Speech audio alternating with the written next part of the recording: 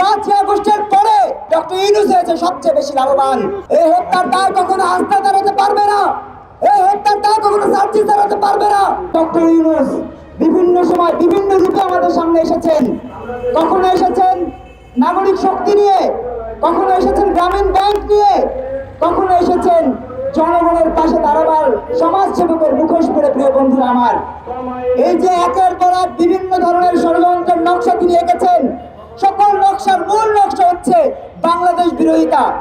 তার প্রমাণ দেখেন, 5ই আগস্টের পরে সবচেয়ে বেশি লাভবান কে হয়েছে বাংলাদেশে?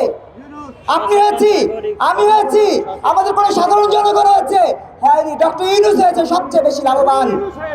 আজকে সেই শত্রু, গণশত্রু, যাকে আমরা বলি ফাদার অফ ফ্যাসিজম, আপনারা দুদিন আগে শুনেছেন ফ্যাসিস্ট বলে একটা সরকারের পতন তৈরি করেছিল যারা, তারা আজকে মহা ফ্যাসিস্টে পরিণত হয়েছে। প্রিয় বন্ধুরা আমার, আজকে সেই মহা ফ্যাসিস্টের কারণে আমাদের শিশুরা একের পর এক জীবন হারাচ্ছেন।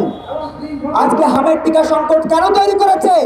হামের টিকা সংকট তৈরি করবার একটা মাত্র কারণ, সেটা হলো তারা আমাদের নতুন প্রজন্মের প্রকৃত প্রতিনিধিদেরকে একের পর এক হত্যা করবার মধ্য দিয়ে বাংলাদেশকে মেধাশূন্য করতে চায়। ৭১-এ মনির চৌধুরীদেরকে হত্যা করে সাত মেটেনি। একমাত্র স্মার্ট সিটি বসুন্ধরা। ৭১-এ শহীদুল্লাহ কায়সারদেরকে জীবন নিয়ে তাদের যে রক্তের নেশা সেটা কাটেনি। আজকে তাদের রক্তের নেশা আমাদের শিশুদের উপরে এসে পড়েছে। অনেকে বলছেন ৫ শতাধিক শিশু হত্যাকাণ্ডের শিকার হয়েছে। আমি বলবো সহস্রাধিক হয়েছে। তথ্য উপাত্ত সহ বলবো সহস্রাধিক শিশু হামের টিকা সংকটের কারণে মৃত্যুবরণ করেছে, হত্যার শিকার হয়েছে এই ইউনূস গঙ্গের দ্বারা। এই হত্যার দায় কখনো আস্থা দাঁড়াতে পারবে না, এই হত্যার দায় কখনো সার্জিস দাঁড়াতে পারবে না, এই হত্যার দায় হান্নান মাসুদ দাঁড়াতে পারবে না।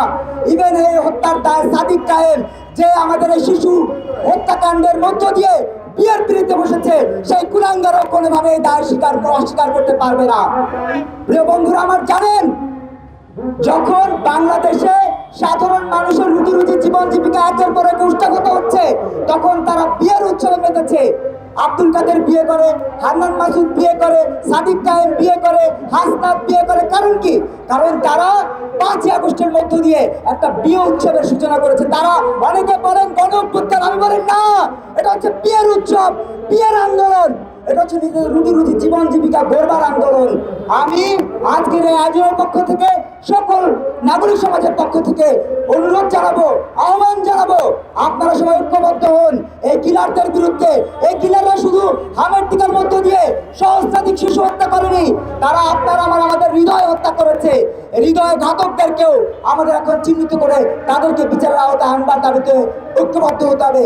ফাঁসি ফাঁসি ফাঁসি চাই, ফাঁসি ফাঁসি ফাঁসি চাই।